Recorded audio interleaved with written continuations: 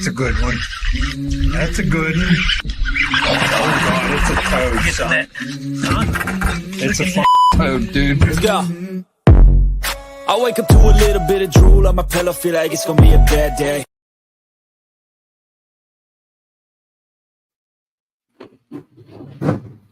I'm staring at Trey through the screen, just so everybody knows. What's going on, OneCast fans? Welcome to a special Tuesday. I don't know what day of the week it is. Long weekend. I'm all messed up. I think it's Tuesday. Emergency Live with Brad Fuller of the NPFL. Before we get rolling real quick, I'm going to say it super fast. OneCastFishing.com, code the OneCast. CarolinaWatersNC.com, code the OneCast. Hobie Eyewear. Use the link in the description and make sure you download the Deep Dive app and check them out. Before we bring Brad on, I'm sure all of you know, you can see him here, but we brought him on as the NPFL decided to prohibit the use of forward-facing sonar for the 2025 season. This is out of character for us, right? We don't typically get into these conversations as the OneCast, but we felt this was important. They're the first league to make a decision and one of the most talked about, I guess, topics in all of tournament fishing and fishing, period. So we wanted to bring Brad, who has been on the show several times before. He's a friend of the show, a friend of ours personally. And we know this decision wasn't easy, and it was made for the right reasons. But before we start into it, I just want all of you to know, if we have new folks, I'm not going to put up with the BS in the comments. So if you're coming here just to bash people and talk about how terrible, why the league's not going to be around anymore, I'm just going to ban you. Like, if you want to have a respectful discussion about why you disagree, that's fine. But if you're just going to come here and try to argue with each other, I'm just want to let you know right now, I'm not going to put up with it, because that's not what we're about here. We're about education and information. We're going to have an educated discussion. We're going to hear what Brad has to say about why this decision was made. We're going to ask him some hard questions and get those answers. So I just want to preface this with, we're not going to put up with the BS that I've seen in some of the just other be respectful. Be respectful. Be a good person. Yeah. With that said, though, if you do have questions, right, we have some of our own questions. Brad is willing to come on as a friend of the show. He wants hard questions. So this is the opportunity to throw your questions up here in the comments to the president of the NPFL. And if there's one that really catches our eye or something, we'll ask it to him, and we'll get an answer for you guys. So, but yeah. Yep. So you'll see Ben and I are in studio. Trey is coming to us live from Fort Knox. He's actually visiting with one of the NPFL's anglers, Josh Watkins. He's coming to us live with from his house because he's over there to do some work with the Army. So appreciate Josh letting Trey use his man cave there to jump on so we can have this conversation. And yeah, I know you have limited time, Brad. You're probably the least requested guy in all of fishing right now, I would imagine. You probably haven't heard from every other podcast. We're the only ones that reached out. No. Yeah, we're actually good, man. Like I've got about an hour and 45.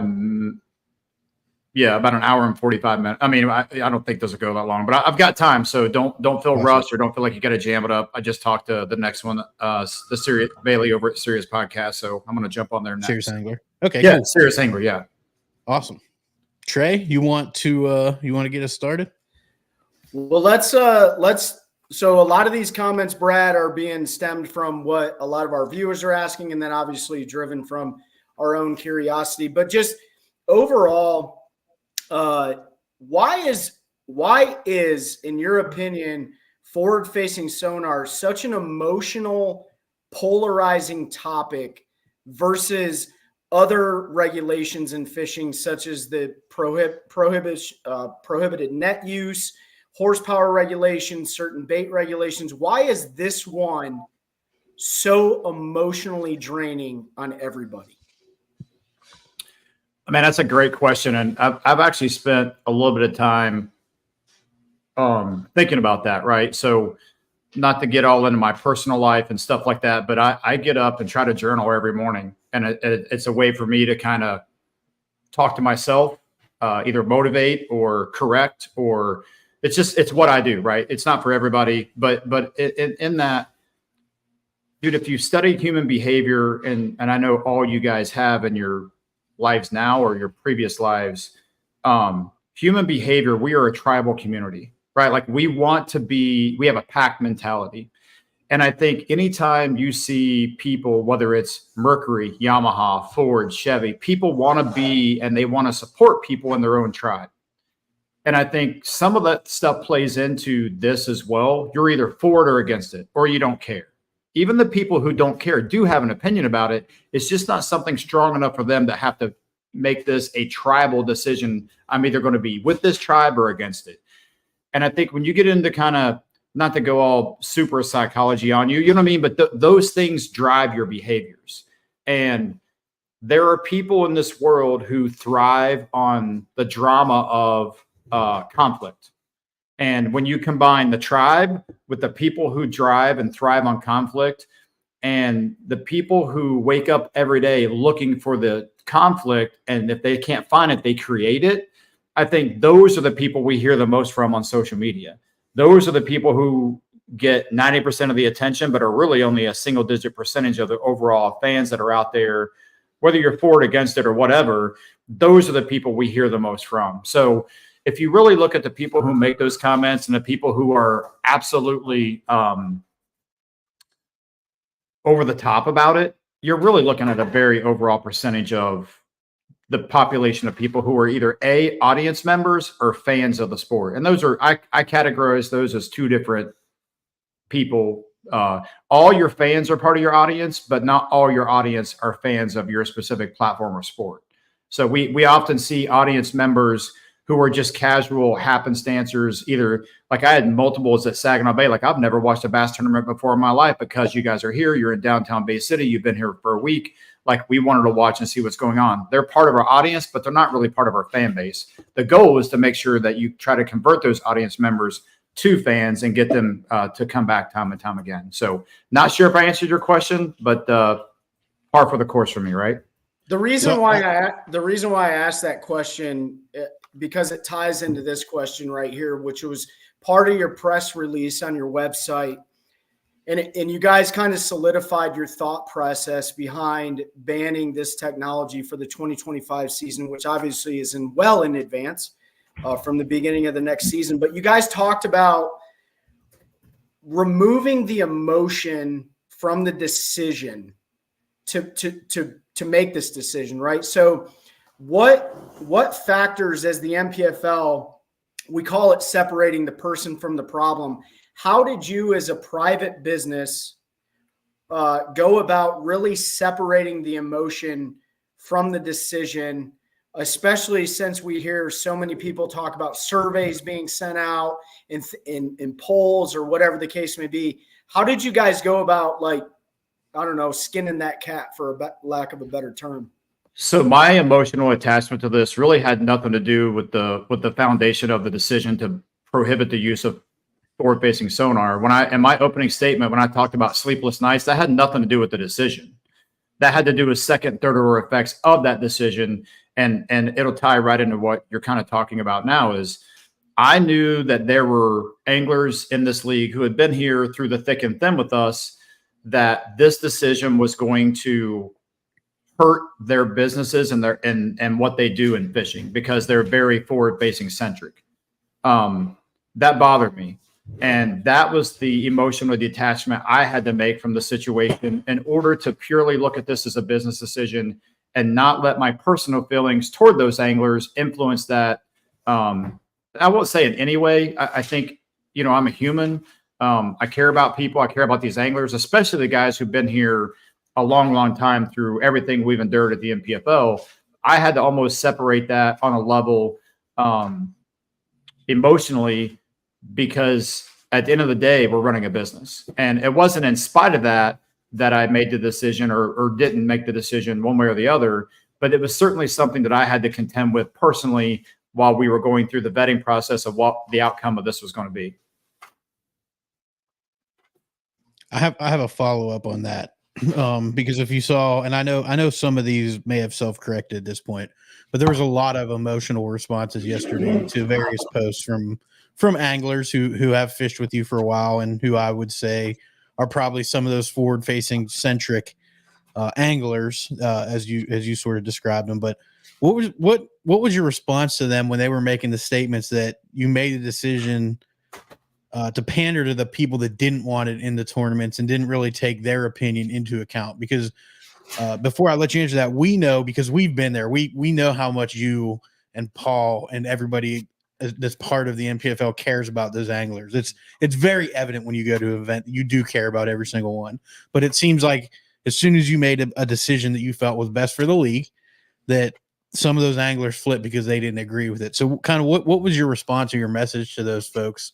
I anticipated a strong emotional response from anglers, and man, I'm not a hypocrite. I'm guilty of it daily, right? So the way I handled it was I simply, once we made the decision and we set the ball in motion, I stepped away from social media. I had no idea what was going on. The things I did see were sent to me from people that I consider to be close personal friends who genuinely care about my well-being, and they were pissed. And I'll be honest, when I got those screenshots of some of those comments, I was surprised on some of them, some I weren't.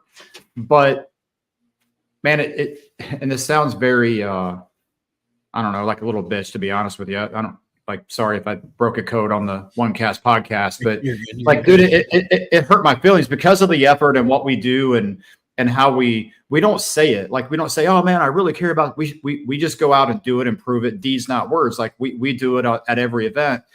And the more I thought about it, I was like, man, those guys are emotional. And I think this will change as time kind of goes on and they hear. And we never really went into a lot of the details I went in that I'll go in today with you or Luke or Matt on BTL this morning, because I just don't feel like the anglers as an entity or even individuals have the ability to look at it with empathy and context of the greater business. And that's not a dig towards those guys. They've got their own LLCs, their own needs, their own priorities, their own families, their own challenges, their own strives that they have to worry about. And they should be emotional about it. I think those guys have every right to be upset. But I've always told the guys, man, at every turn, I've always told every angler, hey, man, I want you to do what's best for you and your family. If you think leaving the NPFL and going to the Opens is your best move for you and your family, and that's what you do, I will be the biggest supporter you have in the country. If you make the elites out of the Opens and you go to the elites, like, dude, I text those guys regularly. Hey, man, I sent a group text. Hey, the NPFL is watching. We wish you guys all the best. Go crush them. I hope you win a blue trophy today. The thing I was disappointed in is that was not reciprocated when I made the business case that I feel like this is the best decision for the NPFL.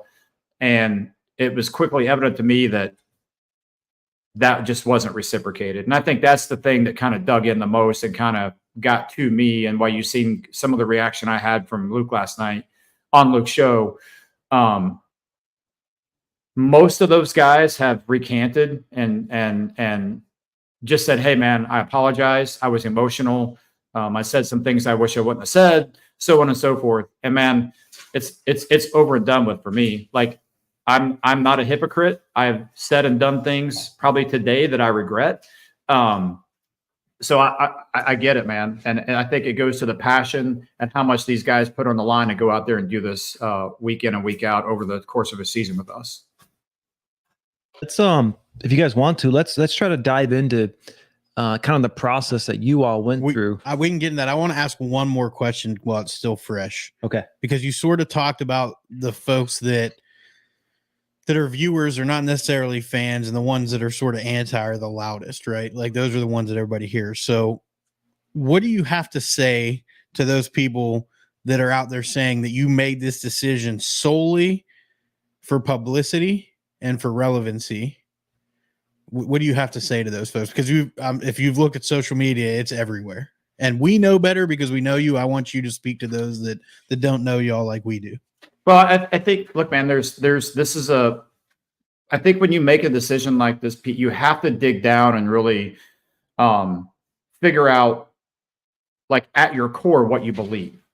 Because at the end of the day, whether this succeeds or fails, this is on my shoulders. This is on our shoulders. And we made this decision, right? So you damn well be prepared to look back and go, I was right or wrong on these counts. But you have to hang your hat on something. Here's what I believe. I believe that this technology left unchecked will literally transform tournament bass fishing into something that we don't even recognize, right? I believe that. I am a pretty tech savvy guy. I spent my military career in special operations dealing with very similar technology. And I think I have a pretty good indication and idea of where this technology is going and what the capabilities are. But beyond that, so that was a major thing. Like, I believe in 1 to 2 to 5 years that the industry cannot let this technology go unchecked. Therefore, if you believe that, what's going to happen? They're going to have to put it in check somehow. So therefore, if I believe I can be in front and be first, that's a good thing for the NPFL. Now, I might be right, I might be wrong, but again, you go back to what you believe in. I also believe that, man, it wasn't just a short time ago that the NPFL didn't even exist. And certainly no one thought the NPFL would be sitting here with the ability or the capability to influence an industry and do something like this at this level. Hell, if you'd have told me this 2 years ago, I'd have been like, you're crazy. But the reality is we were put in a situation where we felt like we had an advantage over the other entities that we're competing against for sponsor dollars, audience, and fans. The fact that we can make this decision with no really very minimal risk to dollars, like it's not going to affect our bottom line because we don't have any major endemic sponsors that are here to support us. And that's fine. Like they're invested in other entities and we wish them all the best. My job is to grow this league into a formidable competitor to those where they can't not be here, right?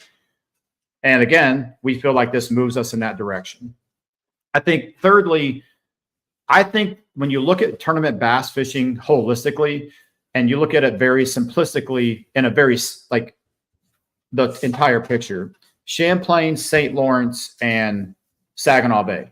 Strip away the logos, strip away the jerseys, just put a silhouette of an angler up there. Like you can't even tell who they are. Bro, it all looks exactly the same. The diversity in the viewership and what people can consume from content is literally non-existent. It's all just exactly this. The names on the jerseys are different. The logos are different, but the content is relatively the same. Again, if I have a chance to diversify our content and put different stuff out there, again, I believe that's good for the NPFL. And lastly, if I have an opportunity to force a shakeup and divide up the assets that are in bass fishing, sponsorships, audience, and fan base, as the lowest guy on the rung of the ladder, I think that's a good thing for the NPFL. That we're probably not going to drop any lower, but I have the probability to increase my stature with sponsors, fans, and audience by making this decision. Again, those are all yet to be proven, but like I've said it, we're going to find out. So when we look at the business aspect of what we're doing, and there was a turning point for me when we were on the phone with a sponsor that we had never had a previous conversation with. And we asked them, hey, man, what do you guys want to see? This is a major conglomerate sponsor that's very much a mainstay in the industry. They own multiple brands. And that person said, here's what we want. We want someone to take charge, be a leader, and make a stand on some principle that you believe in. And I just thought, man, that's us. Like, that's me. That's I'm willing and able to do that.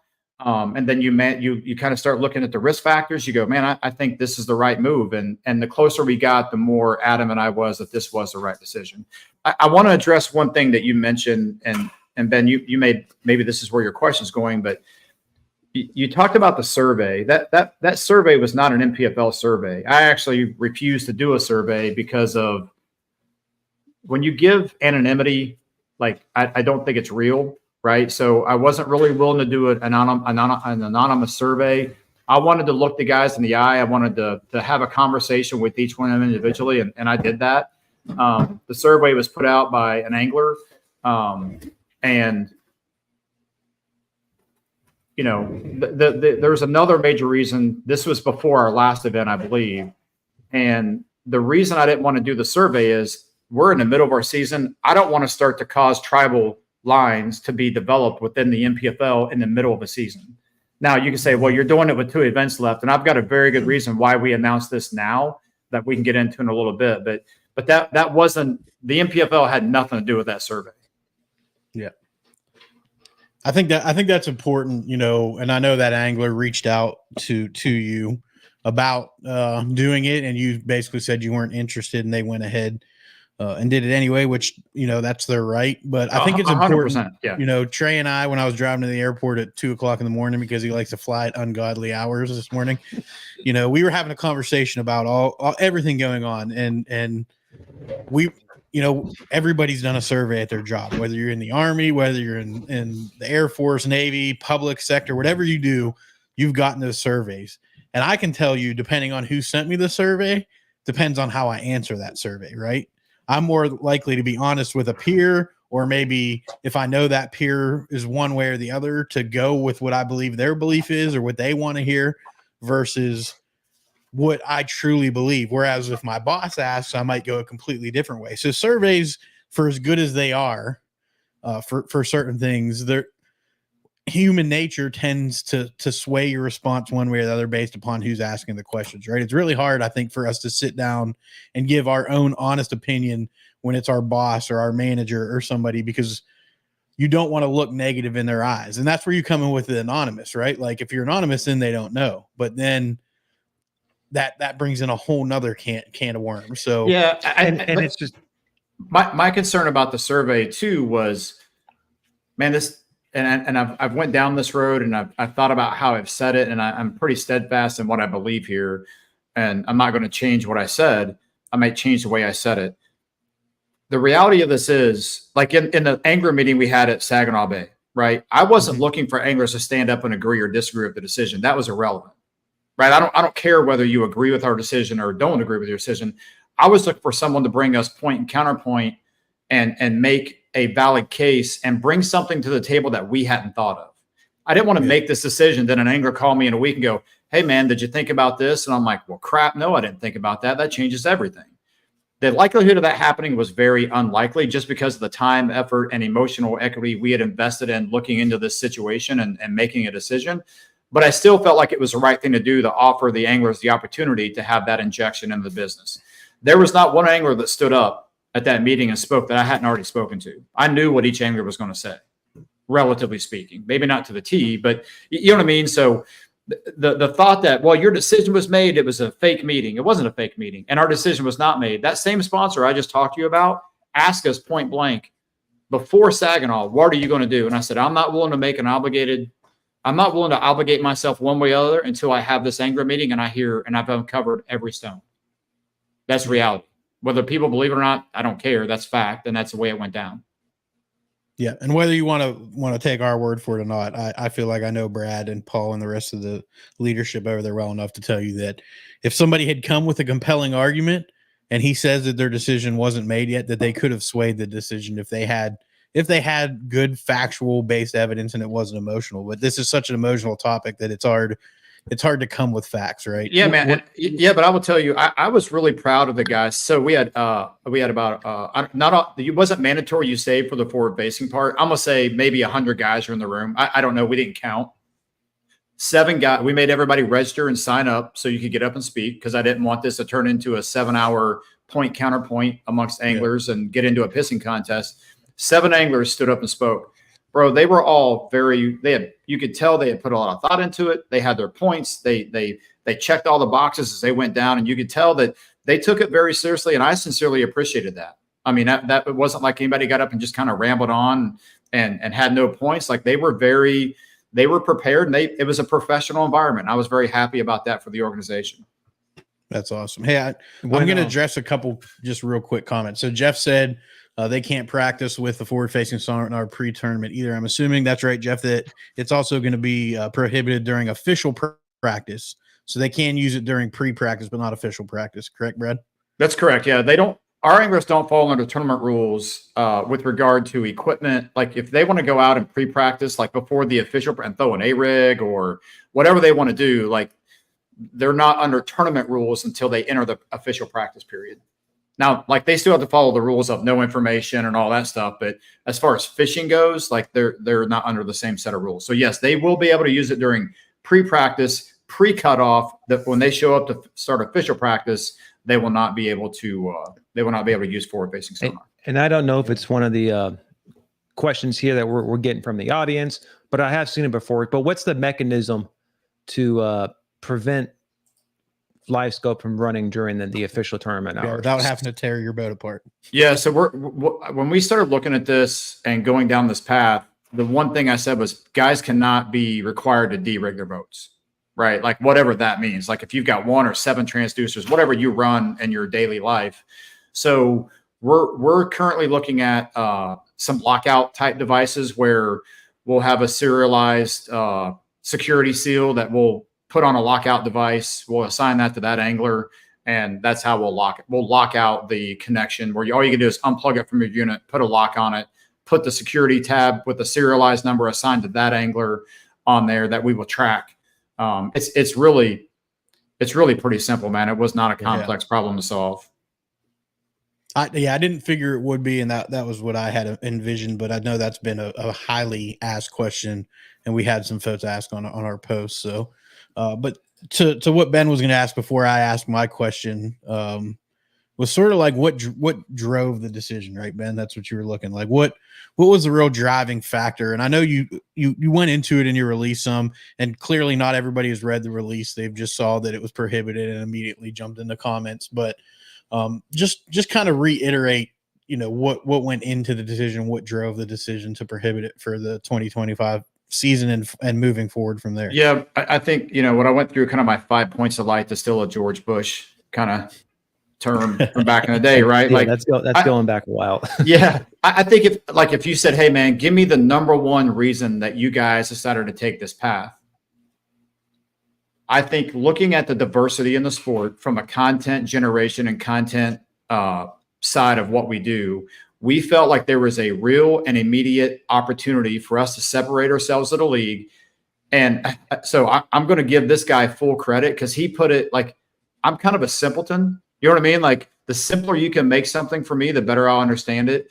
And he is Ken Duke. And he's like, here's what this really is. We've lived in a town with 3 ice cream shops. Right? All 3 ice cream shops have only served vanilla ice cream. We just came into town and we're going to offer chocolate. Not everybody's going to like it. Not everybody wants chocolate. Some people are perfectly content with vanilla. But for those people who want chocolate instead of vanilla, or they want a little variety in their life, we're now an option and they have a choice about where they spend their money at to buy vanilla or buy chocolate. That's as simple. That was like the most poetic way I could put it and simplest way I can put it. That's the crux of this decision.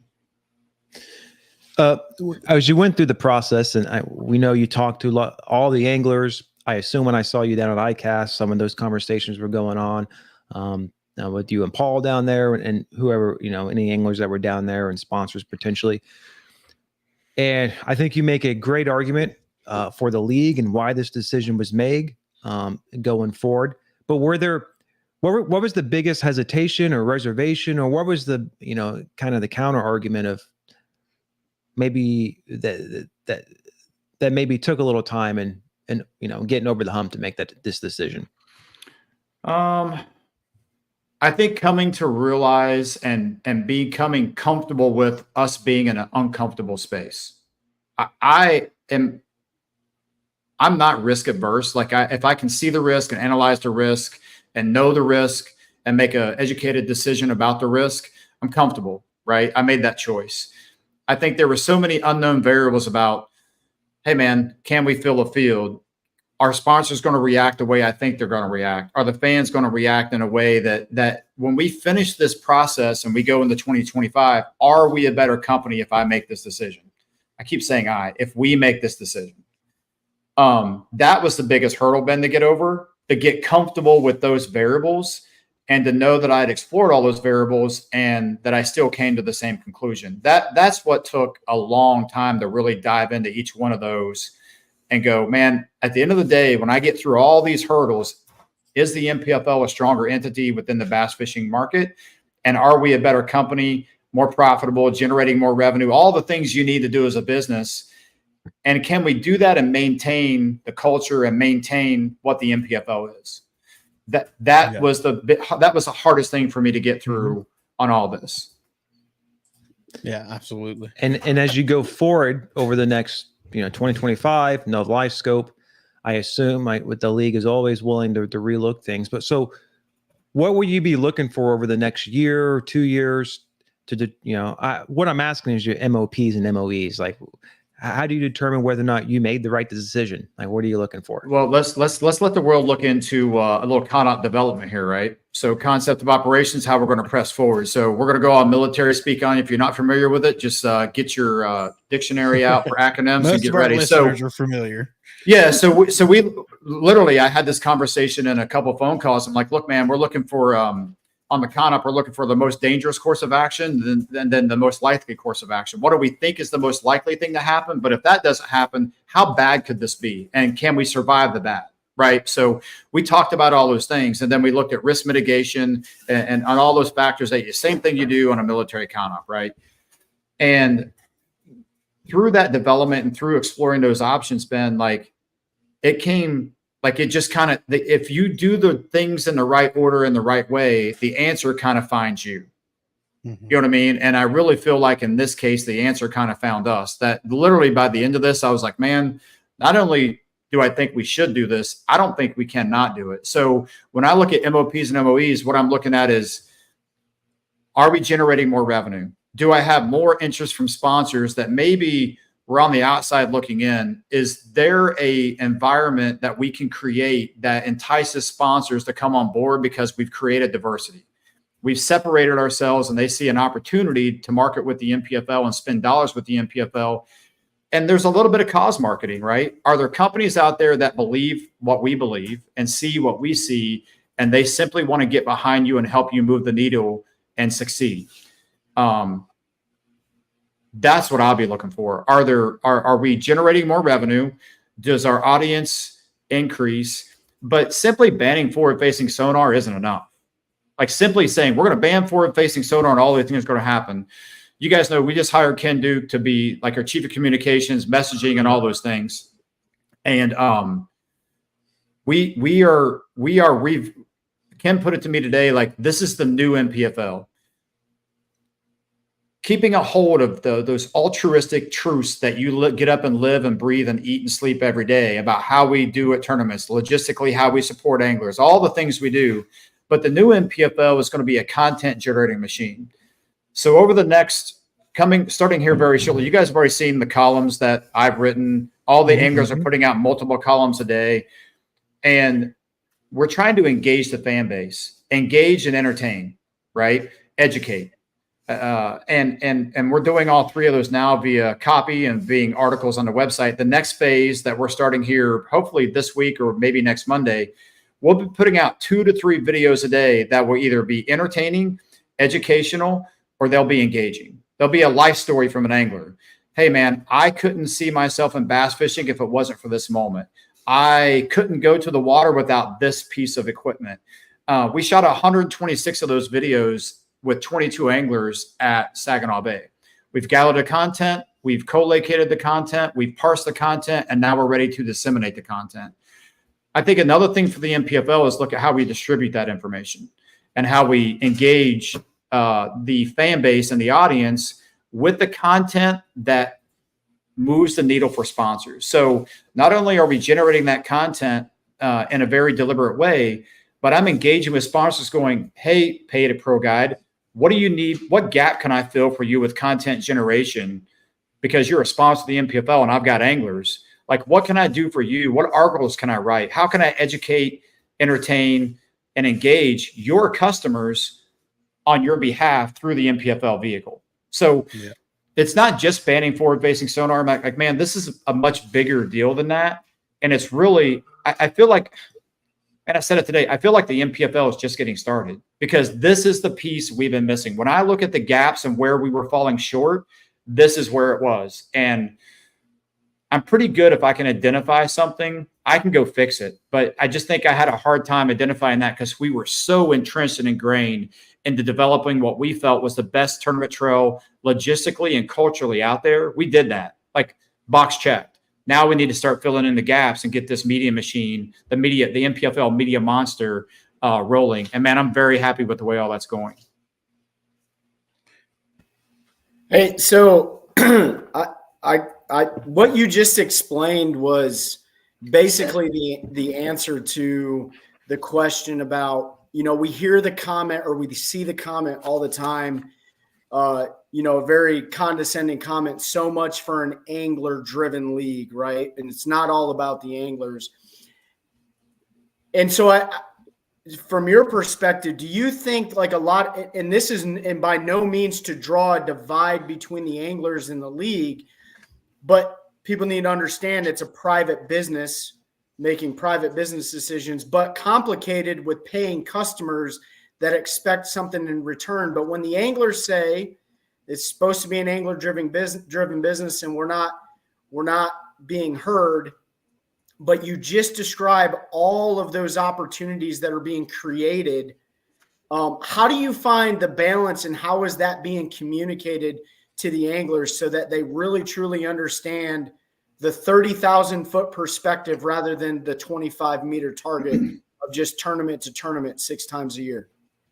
Yeah, that's a great question, Trey. And that's a tight-wire kind of rope dance, right? I want to correct you on one thing. Like when you say angler driven, I think AnglerCentric is a better way that we put that, right? Because anglers will not drive a business. They will not. They are incapable. And I think an angler that's very honest with themselves would say, yeah, man, the inmates can't run the prison, right? The patients can't run the asylum. And that's I don't mean that to be derogatory. It is, but man,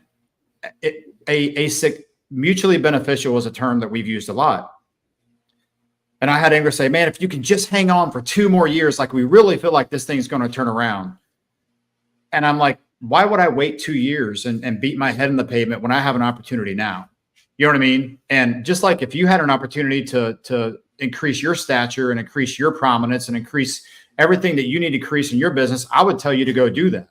Like, why are you sticking around here if you can go be on the elites and whatever that means for you, right? Whether it's pride, whatever that is, like the anglers have an absolute input and we listen to every single one of them. I don't think anyone could ever argue that. But the argument of, well, the anglers said they didn't want this and you did it anyway, so you don't care about the anglers. I think that is a far, far cry from what reality actually is.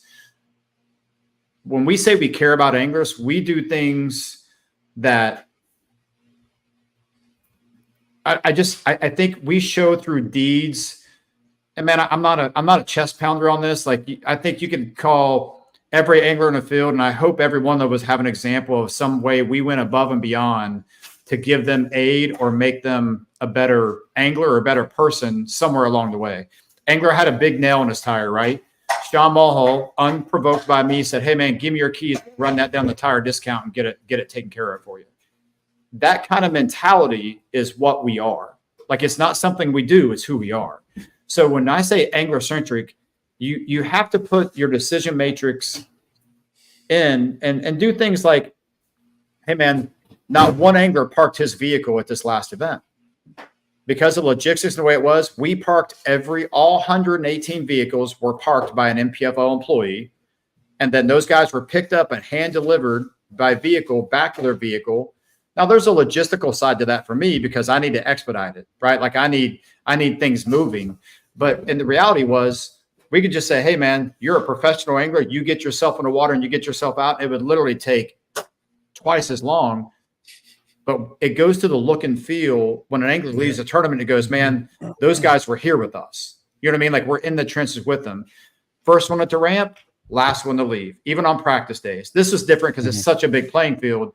But like when we're all putting in at one ramp, one of us, myself, Paul, Al, somebody is at the ramp till the last angler comes off the water.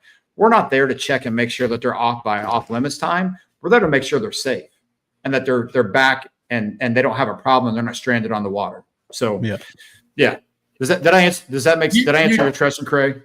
You did, Brad, and I appreciate that. And that ties into this next one. Then I'll turn it back over to Ben and Pete. You know, the forward-facing sonar technology obviously is extremely polarizing, but I really think there's a lot of other things that have been happening with the NPFL and throughout the fishing world that haven't got nearly as much attention, right? Showcasing the charity events that you guys go to, the community service events, showcasing all these different success stories. And, I want to put Zach Burge on the spot because I saw a comment that he made, which I thought was a very glass half full perspective on just because you're banning a piece of technology, it's opening the opportunities to showcase other things such as different baits, different rod and reel combinations, and target some of those sponsors that have really been neglected because of the use of the technology. Even though I love the technologies just like you, just like Ben and Pete, I'm sure it has caused some concern in the industry. So can you talk about that? Because earlier you talked about, hey, there could be some business ramifications for some of the anglers, but there's also some opportunities that are being created from this as well. Am I kind of on the mark with that? Yeah, I think, and look, man, I finished, I was in here till about midnight last night, and I literally just kind of sat here and I was like, man, let's look at this from a different perspective. Like, let's put our thinking cap on and get quiet and just ponder. Is there a way that I could go to Lowrance, Garmin, Johnson Outdoors and say, hey guys, we don't have forward-facing sonar, which means I'm going to be able to highlight and bring to light other lines within your product line. You've got plenty of advertisement and marketing on the forward-facing sonar deal. Like, is there a way that I can market different segments of your business and show you more value to earn your dollars? And I haven't came up with anything yet, in all honesty. but I think having that kind of mindset and looking at sponsors, like when you look at, like, cause marketing is one thing, right? Like people getting behind you, not because of what you do, but because of what you believe and how you act. That's one thing. But when it comes down to raw return on investment, ROI, I spend X, I get X back. Like, I think you have to get very creative. And it goes to that media monster that I was talking about earlier. I think creating pathways and vehicles, and sometimes it's not about creating a pathway, it's about reducing a barrier to entry. So looking at those potential, when you identify the barriers to entry for said company, and like, hey, I can't market for you, but I can reduce your barrier to entry, and I can reduce your customer acquisition cost potentially. Like, you start talking in those terms, and now people start to, they scoot up to the table a little bit. They get their pen out, they start writing down. So I think in those ways, Trey, you're exactly right. Like, I think there will be, and again, the old gray school, plus column, minus column, positive, negative. We just feel like there's more pluses in the positive column than there are negatives on the other side because of the potential opportunities that we could open up. No, and I'll just make this last comment. We were talking before the show, and listen, if the NPFL banning the live imaging forward-facing sonar, we're not talking about 360. We're not talking about floggers, right? I hate bloggers, but go ahead. If Garmin, Lowrance, and Humminbird closes their doors because the NPFL bans forward-facing sonar, I say they have a really bad business model, right? And man, that's not going to happen. It's not going to happen, all right? But what is going to happen is it's going to create opportunities like you talked about. And listen, we wanted this show to be about asking the hard questions, and I think we're asking some pretty good questions in here. But at the end of the day, it's a private business. Nobody's a share owner, or if it is, it's a private share, right? You can't go to McDonald's and ask for a Whopper. They don't sell them, right? That's just the reality behind it. Go to the other business. And you mentioned that in your other shows. There's plenty out there for everyone, and you're creating opportunities for everyone to diversify their portfolio.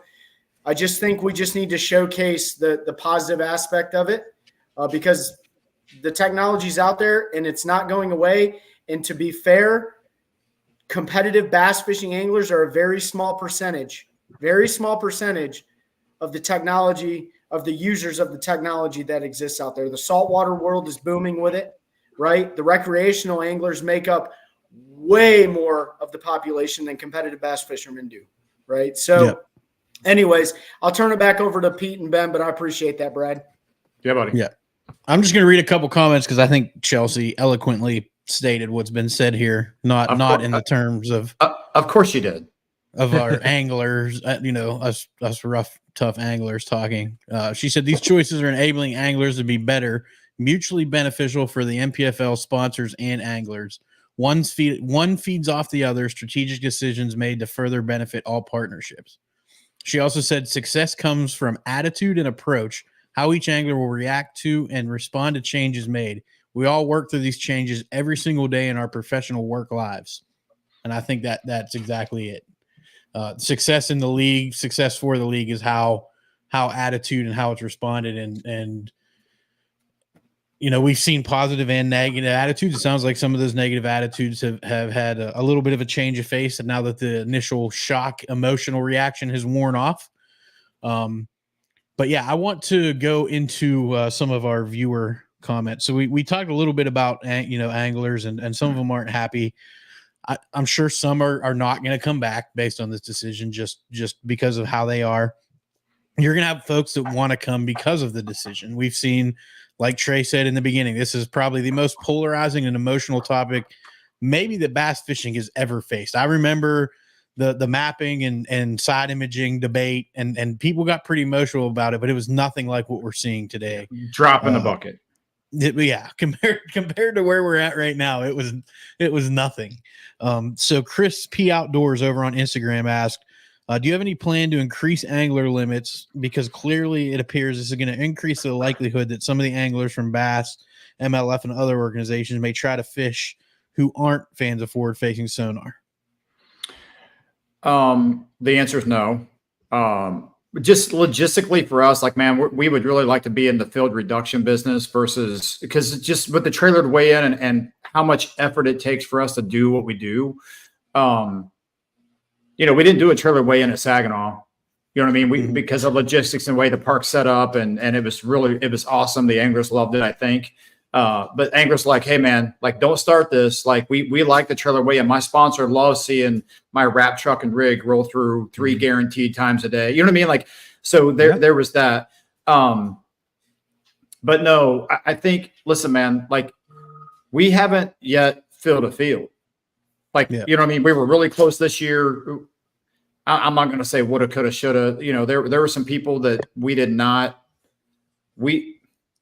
take some of the anglers who applied that were, pay to play. That's not exactly true. There were anglers that we did not take in the NPFL in order just to fill the field for various reasons.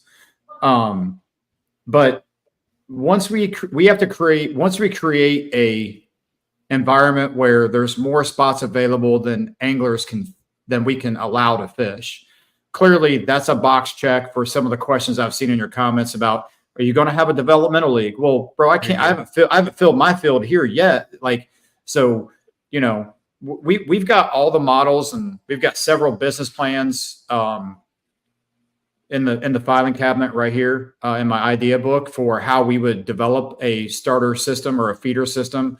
Then you got to fill that. You know what I mean? I think the way we do things in the construct, I think we could be very competitive in a couple of the markets at the BFL level, in that, the $200 to $300 range, and then in that $1,000 to $1,200 range. But I'm very steadfast, and I will not develop those leagues simply to support the upper tiers of the business. They have to stand on their own merit. The payouts have to be really good. But man, I've got to work and get my payouts really good at the level we're at now, because the payouts aren't the number one detractor. I think for me, from looking at the business model, is, dude, this is all about generating capital and revenue, because I need to get the payouts better, right? I need to pay deeper in the field. I need to pay the guys who finish higher better. And I'm not afraid to say that, like, that's reality, man. But you cannot take an angler generated, for the most part, revenue league, do the production we do, have the web content we do, provide the platform we do, and then pay super deep down the field. It's impossible to do. So we need to raise capital. We need to generate more revenue. And again, that goes back to the business decision that we had here. I think this gives us the best chance to do that. Absolutely. We have 2 questions that kind of go hand in hand. So Michelle and David, David Fuchs is a longtime friend of the show. Everybody knows very well. Michelle Thomason, who we know through Cash and Fishing Rods and some other industry partners. So her question was specifically around anglers who were sponsored by some of the electronics manufacturers that this isn't ideal for.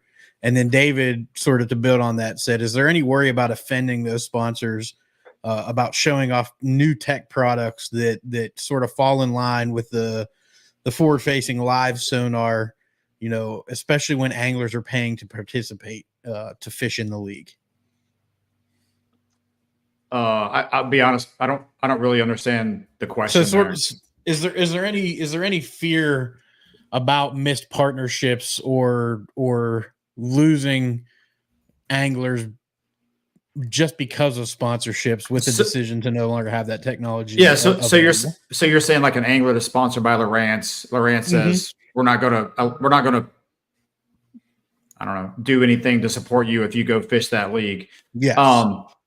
The answer is worry is not the right word, right? I think it's a natural occurrence based on that's a second and third order effect to our decision. But I think my hope and what we're seeing as of today is that I think there will be other opportunities that are opened up from companies who do want to be here. Look, and this is nothing towards Lowrance or Johnson Outdoor, any of those companies. The reality is they're invested in other segments of this industry. There's no money left for the NPFL. They're not here. They're not going to be here. They're not here. If they're here down the road, it'll be because we build this thing so big and so monstrous that they have to be here. And when they come and say, hey man, we've got to be part of that, then they'll be here. Until then, they've had every opportunity. Like when I've heard, man, just not too long ago at Eufaula, you were showcasing forward-facing sonar and blah, blah, blah. Guess what? We never got a call from Garmin. We never got a call from Lowrance. We did it for free. We proved the concept. We can do it. I didn't care because they were so heavily invested elsewhere. Yeah. So that cost us a pretty good penny to do. We took a shot in the dark, and those companies still chose not to divest from the other entities and come and spread some of that over here. So I don't think this is the question, but when Lowrance, Johnson Outdoors, and Garmin specifically, when they want to be in the NPFL, they'll be here, right? Until then, we're just we need to take care of the stable of sponsors who are here. And I don't look at what we don't have. I look at what we do have. So listen, I know all those guys. We have contacts at every one of those companies. Like we talk to them regularly, and we have very frank and open conversations. And when it's time for them and they're happy with where we are as a company and they want to come join us, they have my number. They will call me. I want to read a comment that just got posted by Zach Burge that's in relation to this, and then I'll let you continue. Okay, go ahead. Yeah. Zach Burge, for all you that don't know, fishes the BPT, also fishes the NPFL. He's been very supportive of this decision. He sees the opportunities as a professional angler. Over on Instagram, he just said there's a ton of others. Or I'm sorry, he's still going. If my electronic sponsor chose to drop me due to the NPFL deciding not to let the use of forward-facing sonar be used, I would let them go willingly. And he said there's tons of other opportunity to promote different aspects of those companies. That's a chicken S-word way to opt out of working with an angler. And I know if you're new here, S-word, we try to keep it we try to keep it like at the PG-13 level so that Apple and them don't flag. Zach's right. I make it just as a businessman, if I'm working in those companies, like someone's using my mapping, someone's using 360, someone's using my side imaging, and it wins the tournament. Like, I mean, that's still valuable to them. And so I don't think that's going to happen. It wouldn't make much sense. Well, I think, right listen, there. man, the piece that, listen, the piece that you have to keep in the forethought of your mind is not everything is a business decision.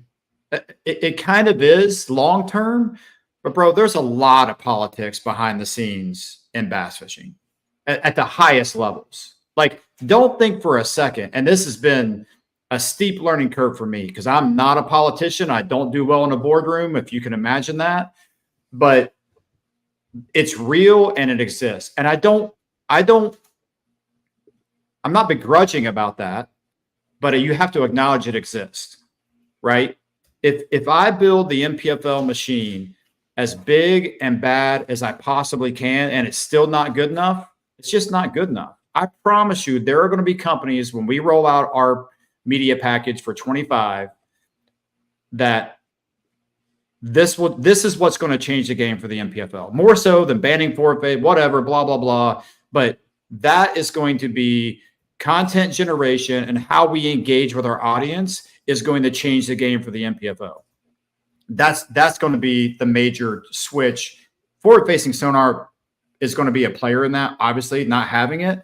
But my job is to overcome all the adversity of being the little fish in a fish full of sharks, and a tank full of sharks, and just trying to survive, right? And we're good at that. Like, we've done it for 5 years now. Like, we can do that. We need to start thriving. And I feel like the forward-facing sonar decision, I guess the best way to put it, I feel like was an opportunity to accelerate and take advantage of the media side of what we're doing in concert with this. The media side was already rolling before we made the decision. That's a slow burn process. You guys know, you guys are in that business. Like, it doesn't happen overnight. Yeah. So as you gather content, like, if it's kind of like, the old 2 is 1 and 1 is none. Right. Mm-hmm. So you got to have triple the content you think you need. And, like I said, we're very excited about getting this thing rolling. Yeah, and I'm going to respond to one of the questions here, because I think we can give a fair. I'm not going to say this is what's going to happen, but I think we have an example. You gave a great example. The NPFL was the first to split screen an angler in their forward-facing sonar unit. They figured it out. They put it up there. I believe it was last year when we were at Hartwell. And you had done it at the tournament before that. Well, but no other major tournament organization had done that before. Somebody asked the question, do we believe the NPFL is the first and expect Bassmaster and MLF to follow? I think that speaks for itself. Now, do I think they'll outright ban it? Probably not, because to the point of what Brad was saying earlier, those companies are heavily invested in those other organizations already. And money talks. So if they're investing a lot of money, they're going to have some say in that business decision, right? But I do think the NPFL, Brad, Paul, the rest of the ownership group, everybody making a decision, which nobody else would. Everybody's talking about it. All the owners are talking about it. All the organizations are talking about it, but nobody would make a decision. For them to make a decision, and for lack of a better term, to break that levee open, I think now you'll see the other organizations take a stance, whatever it may be. It may be nothing. It might be some regulation. So do I think that they're just going to follow suit and ban it or prohibit it outright? No, but I do think that it's going to be a decision that sort of breaks the dam open for the other organizations to make a decision, because they just haven't. Everybody's talking about it, right? And look now, like if you want to say we got 3 major leagues, like each one offers something different now. All right, so Bassmaster is your traditional 5 fish. You can use Livescope, all that. BPT is back to every fish count, and then PFL is purity in fishing, right? No Livescope. So that might be a great T-shirt. I might sell well. So I do have a question, because I thought I knew it in the rules, but I don't. We were talking about it earlier. I wasn't going to ask, but do you allow AquaView during official practice to be used? I know they can in some of the other organizations, but I didn't. There's no prohibition on that. Okay. I just wasn't sure. And I know I've seen that comparison made. Again, it's sort of similar tech, but it's sort of apples to oranges at the same time. So, so have you ever used an AquaView, Pete? I have. Yeah, you could. It would. Yeah. I mean, dude, it's not even. No. It's not a comparison, in my opinion. I agree. Even a nice underwater drone, like it's not the same. It's not as like ease of use. Like, it's not even close to being the same. Functionality to actually catch a fish. You'll see more, but yeah, absolutely. It's a whole different. Yeah. Everybody wants to compare what they think are like technologies, right? And really nothing is alike, but it's all alike. Yeah, it's all technology, but it's all very different. The biggest argument I've seen, we sort of talk about, was, well, if you're banning forward-facing sonar, why aren't you banning 360? Clearly, those people have never used 360, right? Because let's talk about mapping and power poles and spot lock. Hey, bro, if spot lock had the impact on fishing like forward-facing, we would have had the visceral, tribal, lines drawn about, man, I'm not using that spot lock. That ain't fishing. Like that to me, that's just an ignorant kind of which shallow, narrow-minded kind of view of what this technology actually is and the direct impact it's had on fishing. It takes no skill to walk to the front of your boat and tap a button and hold your boat in one spot. Bro, that's a great example. Because I've said before on this show, I mean, Livescope's taken over, but before Livescope, even up to a couple of years ago, before this became, such an issue and so dominant, like spot lock to me was the biggest and game changer in bass fishing than anything else over like 20 years. Yeah. Side imaging and all that, because if you can hold your spot in 20-mile-an-hour winds and fish offshore, that does change the game if you can stay on a school. Yeah, everyone loved it. And just as a point of conversation, right, Ben? Like I would disagree with you. I think side imaging next to forward-facing sonar was single-handedly the biggest revolution in technology. And as it got clearer and clearer, dude, think about what you can see on side imaging. True. You know what I mean? Like grass points, rocks, single boulders, and the rate at which you could find it. Like it's even better. Like for scanning big, like Saginaw Bay, like if you're looking for individual boulders, you're not up there on Livescope going down the bank looking. You're side imaging and then coming back. You know what I mean? So, but the thing is, like, I think I've tried to really dive into this. I think it's being able to see the animal. I think I don't want to quote him, but I think Rick Klung had a quote about this, that bass fishing is the hardest sport ever because you're fishing to something you cannot see or hear. As far as outdoor sports, like you can't see, like typically, except for sight fishing, you don't know for sure if the animal is even actually there or not. You know what I mean? So that Livescope, when you try to really drive it down. And look, man, I love it. And I love the fact that it really proved that we're a bunch of idiots and we didn't know jack squat about bass behavior. Yeah. And dude, I'm not saying it doesn't have a place 100%. In the outdoors, right? Like it's on my boat. I will use it on my boat. I love it. Crappie fishing, bass fishing, bluegill, brim, all those things. Like I'm not anti forward facing sonar. I'm anti the diversity and the what it's done to the content and how we're engaging our fans as a sport. It's just had a negative impact on that. Yeah. Yeah, and I agree. And I Michelle, I appreciate, because I've seen you on a few of the other podcasts asking those questions. And yeah, right now the big electronics manufacturers are not sponsors of the league.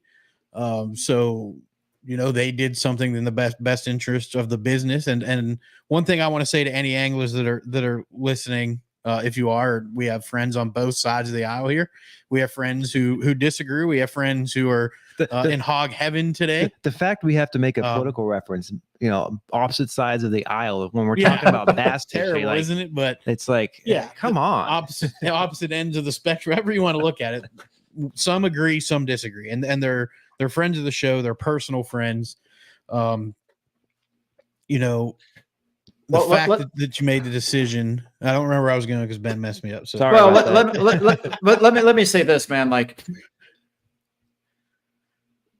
and we get into this a lot because I know how, like, this isn't just a bass fishing problem. This is a societal problem. Yeah. Like we have forgotten how to disagree, whether it's politics or whatever it is. Like we everything is so over the top. Like if you don't agree with me, Trey, you're a POS and I've got nothing for you.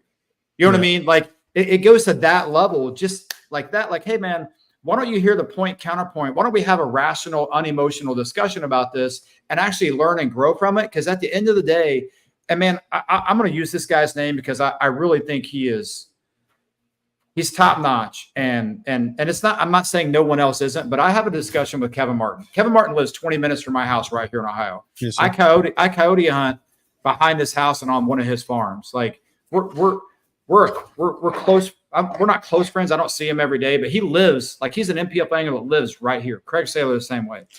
Dude, Kevin and I had a great conversation and we don't agree. Like Kevin's really concerned about it. Kevin doesn't know what he's going to do. Doesn't know if he's going to come back and fish the NPFL next year after this decision. Bro, Kevin and I are still going to be friends. Like if Kevin doesn't fish the NPFL, I'm still going to go hang out with him and his wife. You know what I mean? Like that's the way it should be. because he respects what we're doing and I respect him as a human being. Like, that's where it has to start. It shouldn't end there. That's where it should start. And I just feel like people get so wrapped up in they and me and I. And man, I really tried to take into account the very holistic approach from Luke and Fat Cat to Ken Duke to Al, Michelle, Paul, Mike and Kathy, every angler, the anglers' wives. Bro, I know some of the wives better than the anglers because they're there all day with us. Like Michelle and a lot of it, like, and we do things for them and we help them and they ask us and they're appreciative. Man, we're involved in these anglers' lives. The twins, like, you know, they're getting married and having kids. Like, we're a family, dude. And anyone who doesn't believe that just hasn't been here. And I'm really, here's what I'm excited about, guys. I'm excited about bringing in some new anglers, and we do every year. I'm not saying we're out with the old and in with the new. I want to say one thing. You mentioned something earlier. I think it was Pete. And it's funny because I would have anglers very early on in this process. ICAST started kind of a storm for us where, based on the questions we were asking down there, and Ben, you were down there, like, anglers were getting the idea that we were already made up our mind we were going to ban this. So I started receiving a lot of phone calls like, man, don't do this. Don't you listen to Gerald Swindle. Like, he just don't like it. Don't you listen to Matt Heron and Wes Logan. They're just mad because they're getting beat by forward-facing sonar. And it hit me one day, and when I was receiving a sermon from one of these anglers, I said, hey, man, do you hypocrite very much? Well, what are you talking about? Here's the irony is, you're calling me, wanting me to listen to you, but you're telling me not to listen to anybody else. Yeah. How about this? How about I listen to everybody and make the best decision I possibly can? How about that? You know what I mean? But, dude, this decision is not placated on anybody over the age of 50. It's not to cancel out the young guys. Here's the reality, bro. We're going to have some young guys who come into the NPFL that you've never heard of, that aren't going to use forward-facing sonar, and we're going to build them into an NPFL star. That's the reality. You go record this, put this clip away, and bring it out in 2 to 3 years. There'll be some young kid who comes here without forward-facing sonar and makes a name for himself in the sport. That's what I'm excited about, the opportunity that we're going to be able to do that. That will happen. Yeah, and you sort of answered a question, and Jeff. I'm going to read Seth Ellis, who's an NPFL angler, a friend of ours, friend of the show, friend of us personally. We fished with him. He's Team One Cast. He said, I think people are forgetting that the NPFL selects their anglers, which go back and watch our previous episodes if you want to learn how you get to the league. As an angler that was selected to be on the NPFL, I'm grateful for the opportunity and applaud the decision and support the league fully regardless. And then Jeff came in and said where it's going to hurt is using forward-facing sonar to qualify to get to the next level than not be able to use it when they get there. And to that, Jeff, I'm going to make my own personal opinion, and there's probably people here that aren't going to like to hear it, but if you're depending on forward-facing sonar to get you to the next level, you don't belong at the next level, because as open and passionate as some of these guys are that we call scopers, they're going to go out there and kick your teeth in without it, just like they did with it. I can promise you that. I can promise you Trey McKinney is going to take your lunch money, whether he has forward-facing sonar or not. Will Harkins is going to take your lunch money. He did it. The event this year, I mean, he won. Whether you have it or not. Forward-facing event. Trent Palmer, look at his college career. He didn't have forward-facing sonar. Those guys can fish. So if kids are being brought up by parents and coaches to depend on that piece of technology, then their parents and coaches are failing them and setting them up for success at the next level. Yeah, man. And and I've had that conversation with a couple guys, man. I'm like, look, man, like, I feel like this is an opportunity for you to go and show the world. If you choose to do so, if you don't care, you don't care. Right. But like, I'd love to see a competitive environment where you don't have to fight that stigma of, well, you're just a scoper. Hey, man, if that's what you want to be, and you're really, and listen, all those guys you just mentioned are really, really good. Yeah, you know what I mean? But they also can, like you said, they will kick your teeth in whether they have forward-facing sonar or not. And we just provided a platform and an environment where they can come and showcase that. Absolutely. I mean, we see, every year, like, or we used to see it a lot, the jig guy who ends up winning on a drop shot. I mean, people always have their favorite ways they want to fish, and if you like scoping, that you may prefer to do that, but there's a time and place that it's not going to be allowed in the NPFL next year, right? It's you're going to have to adapt, just like everyone has had to adapt to it. Now you're just adapting. Well, I also think real quick, Pete, I think I'm real curious. Like, man, I'm just real curious to look after the first event and just kind of watch the field and say, I think guys are going to enjoy it more. You know what I mean? Like I don't say getting back to, but like our events are going to be, I think they're going to be better. They're going to be more competitive. I think there's a broader scope of anglers who will be able to compete. And I don't know, man. Like, I'm just curious. Those are all very hypothetical questions and they may be dead wrong.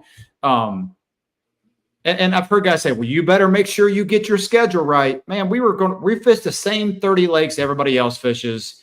And if we go have a tournament, our best event last year was our worst weight, 33 pounds. It took Luis Fernandez when you follow. Hands down, I think that was our best event from an entertainment aspect. Agreed. And he had a lot to do with that. That dude was like, you were on pins and needles. You're like, he's not going to make it. Like, he's going to follow the boat and cease to exist. So I think, man, I think it's going to be fun to walk down the road of this journey, like this path, right? A lot of unknowns, a lot of variables, a lot of question marks. And I'm just excited to see kind of how it all plays out. I'm scared to death on some counts of it, right? Like, it's got to work. Like, it better work. So we're going to find out. Any business decision's a risk, right? And there, you got to, like you said, you have to look at the risk rewards. You've got to not be risk adverse. You've got to look at everything and make a decision with the information you have available. And that's exactly what you did. And then when you make the decision, you just execute. And I just want to say, I know Trey's got another question. I see him. He keeps on hitting on mute, but back to where was it?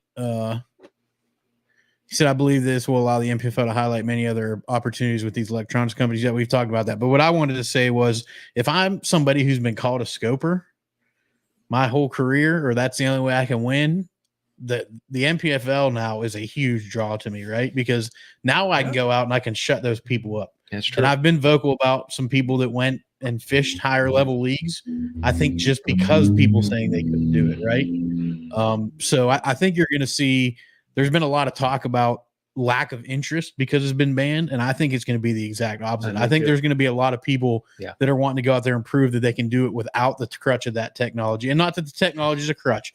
There's a huge learning curve. But that's the perception of it. But the perception is that it's a crutch, and it makes it easier to catch fish, right? Listen, the perception is they just jump in the boat. Yeah. But because I'm convinced that those are people who've never even seen it on the water. Yep.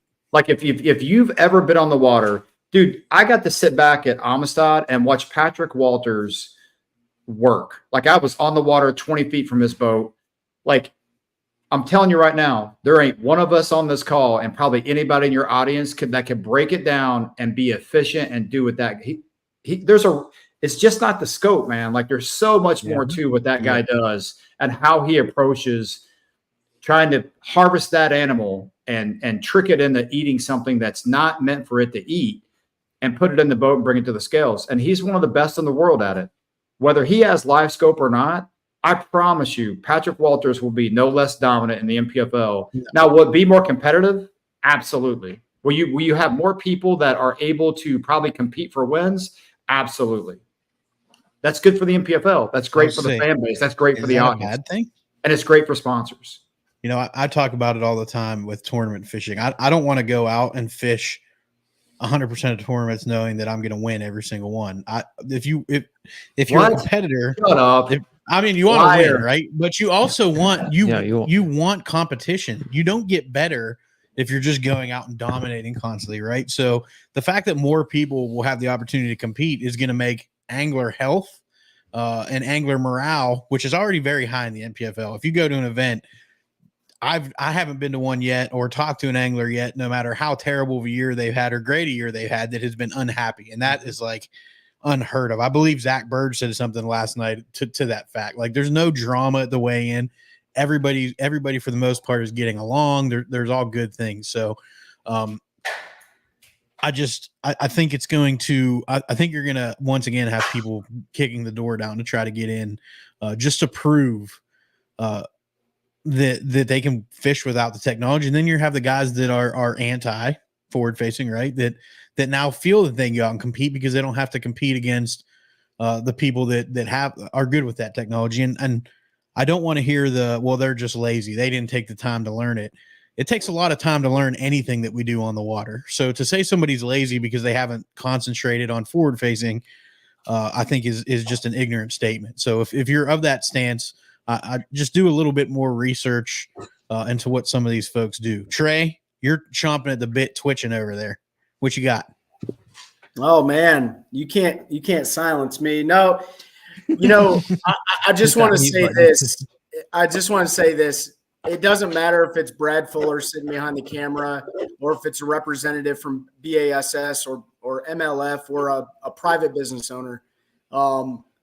We would have the same exact conversation, and I would applaud anybody making a business decision that's founded on our great country being a capitalist society, right? Capitalism is what drives this free market, man. And it's great that people are making decisions, and you guys did a good job at removing the emotion from the decision. And you have your measures of performance and measures of effectiveness laid out, and you're going to capture that data, and you're going to see, hey, maybe it stays the course, maybe it makes changes. But that's the beauty of being a business owner and stuff like that. So I applaud you, just like I would applaud anybody else making the decision. And I know there were some comments that people said it's not about the sport, it's about what's best for the business. Well, sometimes they're synonymous, and I want to make that very clear. Just because it's best for the business doesn't mean it's not best for the sport. Sometimes it is best for the sport, which aligns with the business goals and their vision for the future, right? And so anybody that argues that making business decisions that gets people on the water, that keeps competition at the highest level, that has some of the best payouts in the industry with some of the least amount of support isn't best for the sport, I completely argue against that, right? I appreciate that comment, Jordan. So, yeah. So, I just wanted to say that, Brad, I appreciate you coming on. I don't have any other hard questions. Keep driving the way you guys are driving, man. We're fans of all the sport in its entirety. And I think it's going to, from a viewer, we are viewers. We're not tournament anglers in the NPFL. We're not business owners in the NPFL. We're viewers. And from a viewership perspective, I think it's great because now I get to see all three different flavors at the national level. That's all I got. Over.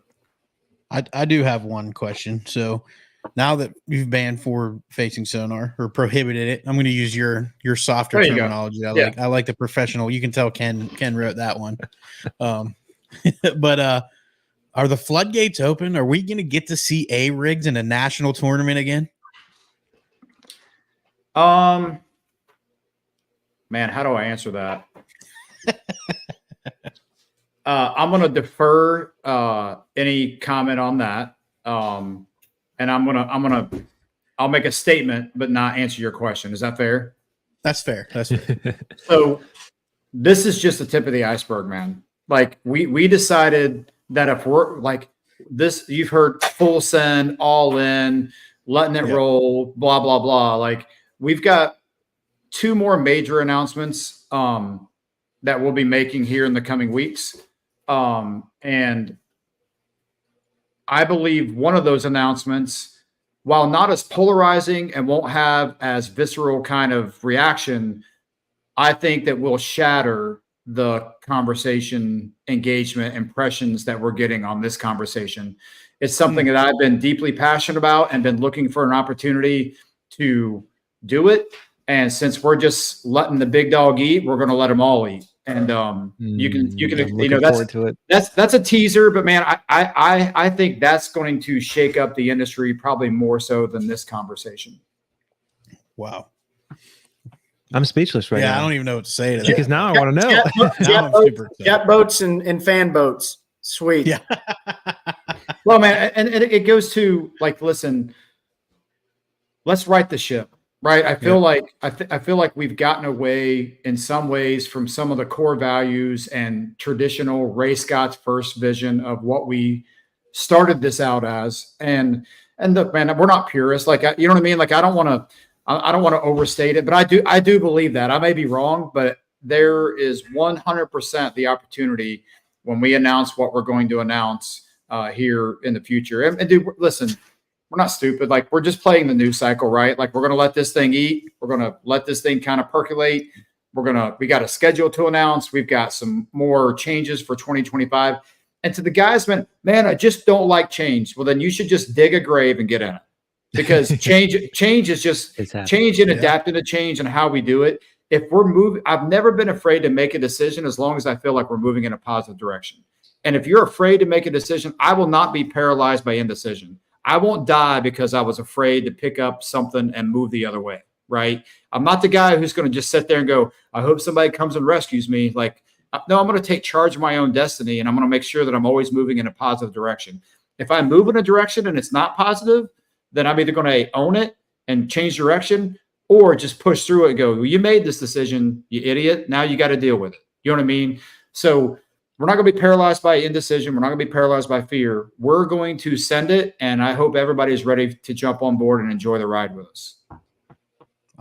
I'm ready. I'm ready for this announcement. Me too. Looking forward to the schedule. I know we're kind of getting low on time, so I'm going to give folks a chance to get any last minute questions in. But and as if anyone watching right now have last minute questions, type in and we'll see what we can ask Brad here. But the kind of what I wanted to end on here is, and I don't know when you're going to make this announcement, but at some point, I'm sure the application will open up for next season.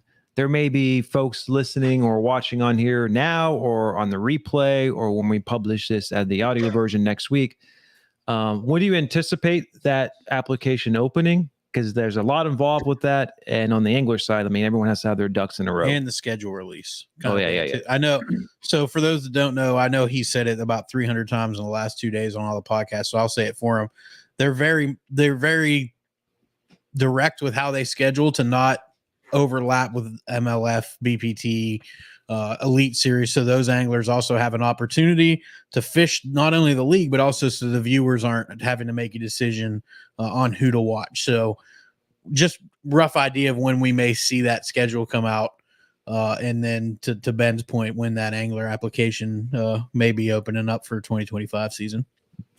Yeah, we've got a couple of ducks to continue to kind of kick in a row. Michelle's giving me the old stink eye across the room because that's a big deal for her when we open that application process. Yeah, we have. The other part of it is I want guys to know what they're applying for. Right. Mm-hmm. Right. So this announcement obviously had to preclude that. We have a couple more pieces of information to get out prior, and neither one of those are concerning the schedule. I don't care if an angler knows the schedule or not. If I would tell guys, if you're an angler who's only going to fish the NPFL, if you know the schedule, you're probably not going to get a shot because I'm not waiting.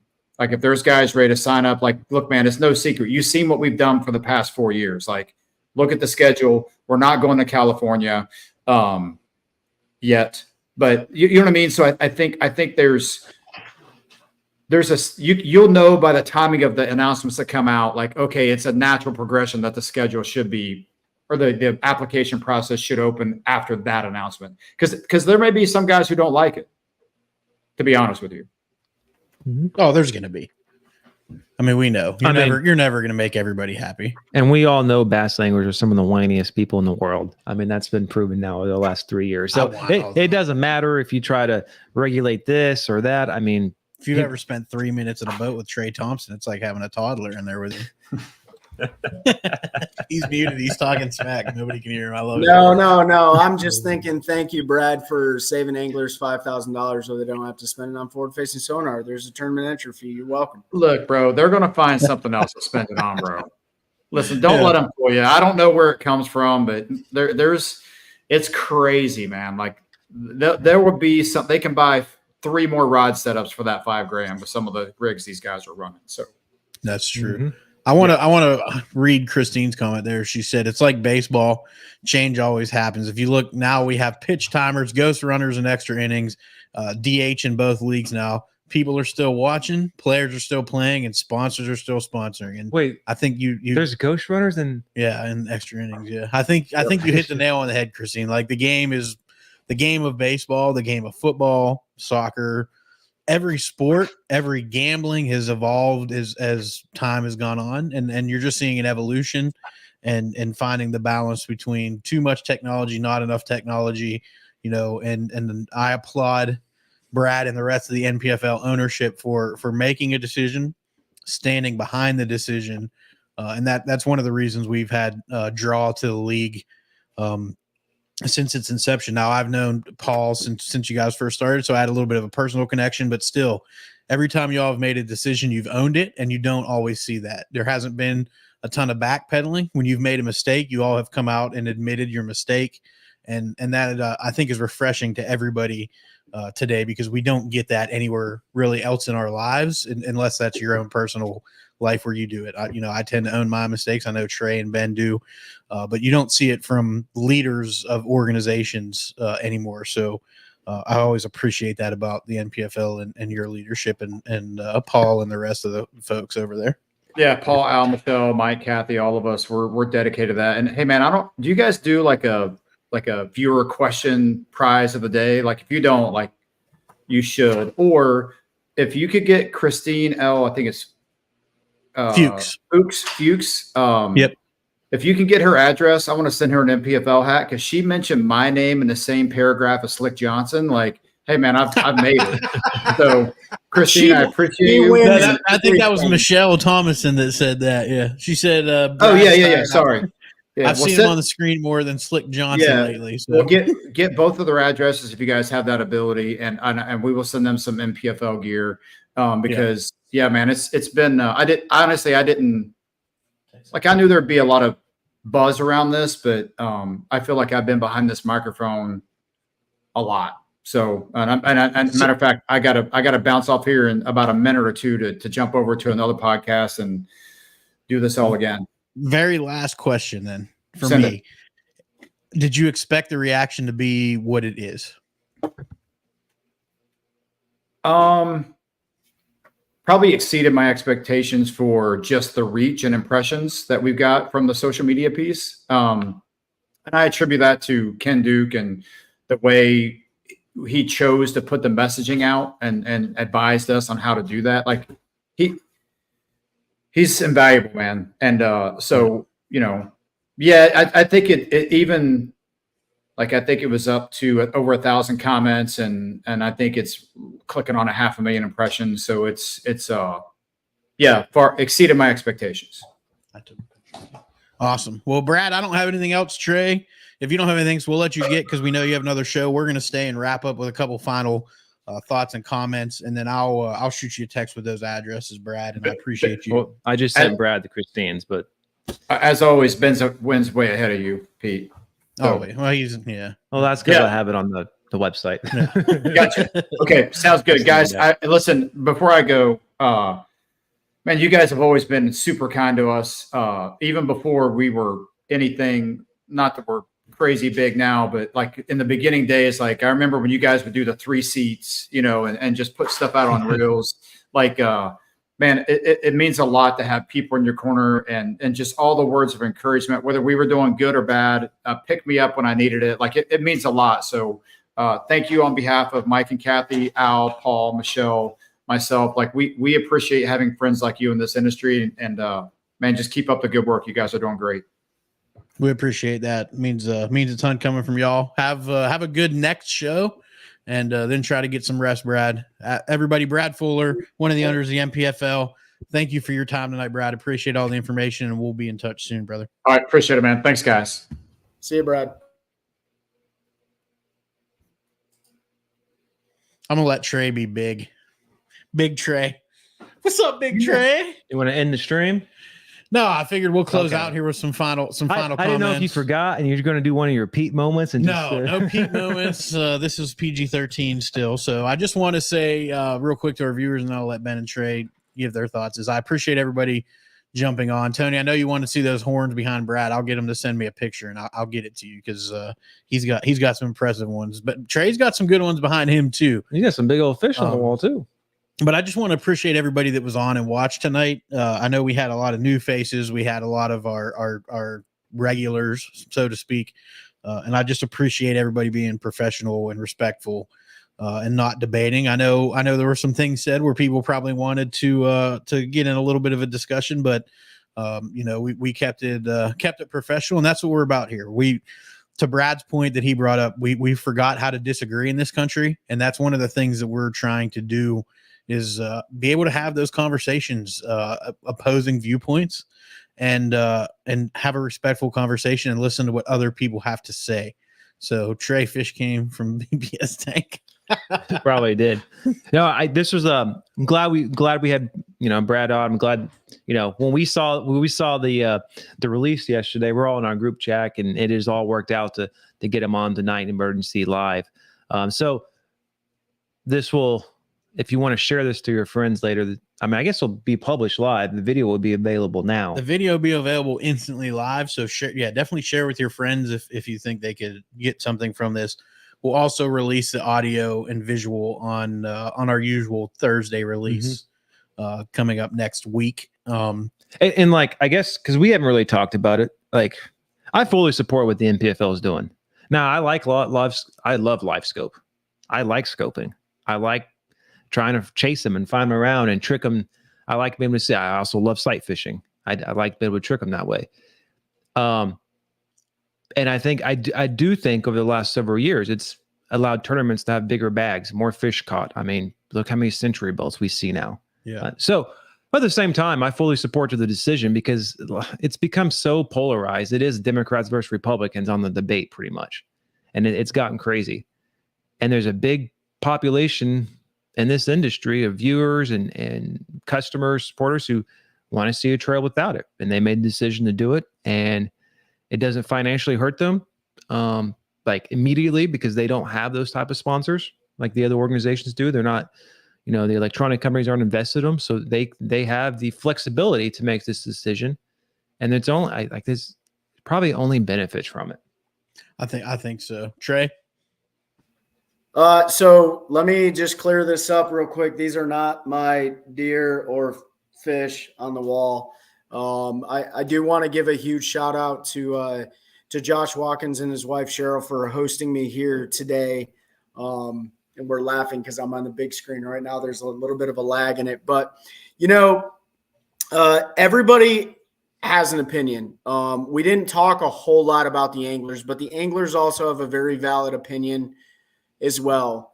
It's a very asymmetric environment in the competitive bass fishing world, meaning you have a private business that people are paying to play the sport and expect some form of customer service from that organization. But at the end of the day, being a private business, they have to make decisions that are going to benefit hopefully both the business and the anglers. But decisions aren't easy, and business is definitely not easy. And so, like you guys said, whether or not, if it was the NPFL sitting here, if it was any other business, it doesn't matter. I commend anybody that is trying to operate a successful business and support everyone that is supporting them the most. You're never going to make everyone happy. That's just not the reality of life. Even if you're fishing at your club level, all the way up to the NPFL, the elites, the BPT, you're betting on yourself. And there's a lot of confidence associated with that or lack thereof. If you feel like you can't bet on yourself because of a piece of technology, then that is your choice. And if you can do without it, and it's like going to a casino.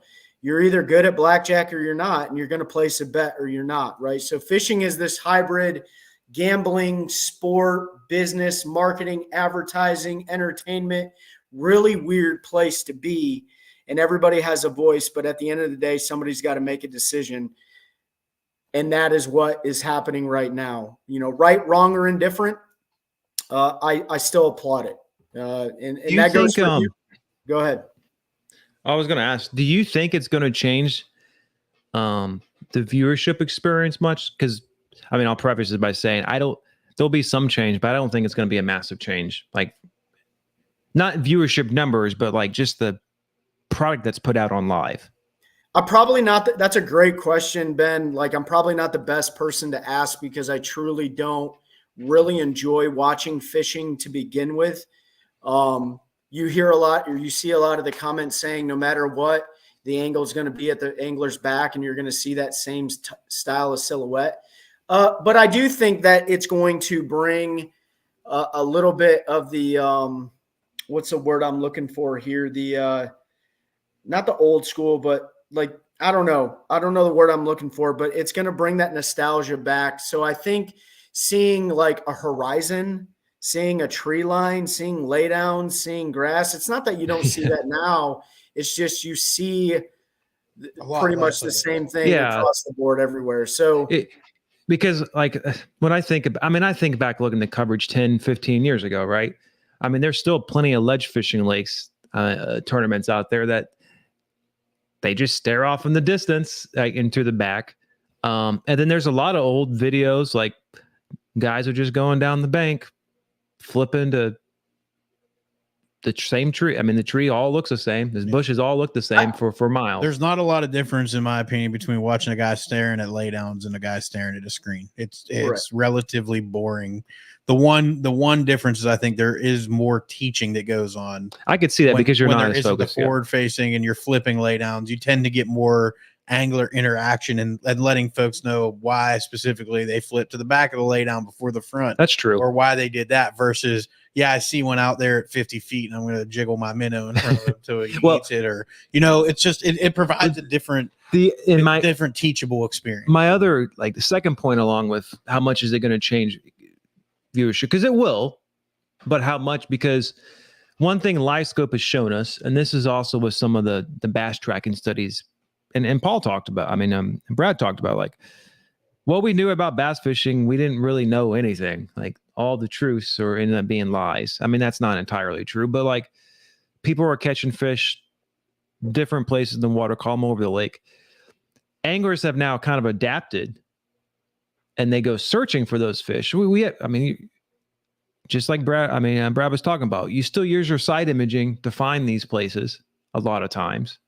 And then you go back with Livescope. So like, how much has angler behavior changed that they're going to be almost fishing kind of the same stuff, but just using 360 or using 2D, like vertical jigging like they used to do. I mean, they used to video game fish on 2D 20 years ago.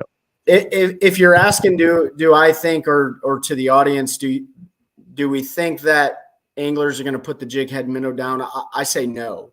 It's been proven to be extremely effective. I think you're going to see them go about it potentially a different way, where now they're educating the audience on the fall rate at which an 1/8 ounce versus a 1/4 ounce versus a 3/16 ounce with different line size and different types of baits on there. That may be a little bit more educational, especially if you can't math like me and you got to count out loud 1,000, 2,000, 3, until it gets down to 10 foot, right? You're pigging those fish on side scan or you're seeing them on 2D. You're probably going to see that technique still used because it's so effective. But like Pete said, it might be a little bit more educational and informational for the viewer. And it may elicit a response from the angler to be a little bit more talkative to the camera, which viewers want engagement from sponsors want that from the angler. Yeah, sponsors want that too. And hopefully, and it's not going to change, but one of the things I would really love to see happen, and this is just if I was a sponsor of somebody, I would really love to see the anglers get a little bit more active in their 30 seconds on stage, kind of highlight some of those things that they're doing, especially if they didn't have a live camera on them. So, is it going to change the way people fish? I don't know. Is it gonna completely get rid of the jig head minnow technique? Absolutely not. I don't think it will, because I can go out right now and catch them the same exact way without even turning forward facing sonar on. And especially if you're talking pre-spawn conditions on certain lakes that are deep, things like that, where they're in the, in the ditches and stuff before they move up to spawn. It's a very, very effective way to catch them. But I've always told you guys this, and people give me crap for it.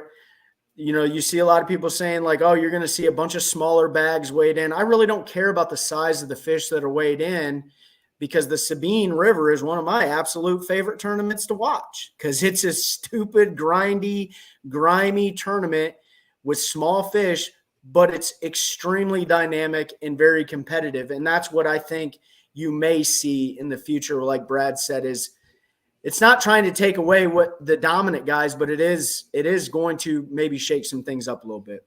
That's all I got. Yep. Awesome. Yeah, I don't have anything else. I don't either. I'm exhausted because Trey doesn't know how to book a flight, and I had to pick him up at like 1 a.m. I change it. It gets an hour earlier every time I tell the story. But I think I picked you up at 3:15 this morning, so I get him to the airport. So we get over there and go to work. Seth responded to DJH's fishing question towards him. So I appreciate that, Seth, for being active. Appreciate you all being here. Make sure you head to the NPFL's website. Just Google it, because I don't remember what it is off the top of my head, because I'm literally exhausted right now. I drank a cup of coffee at 5 p.m. So that I could stay awake for this. But hopefully you won't be up all night. No, I have no problem. But appreciate everybody being here. Again, appreciate everybody keeping it respectful and professional. That's what we're about here at the One Cast. Appreciate y'all joining. Again, share this with your friends if you want. We would appreciate that, and make sure that you check out the audio recording when it drops. And Trey, anything else? Nope. I appreciate it, guys. Thanks for letting me dial in. Thanks, Josh and Cheryl, for letting me hang out in your living room. Absolutely. And thank you all again for supporting us, support the NPFL, and helping us continue to grow a culture of anglers, helping anglers one cast at a time. That's a good one. That's a good one. Oh, God, it's a toad, son. It's a toad, dude. Let's go. I wake up to a little bit of drool on my pillow, feel like it's gonna be a bad day.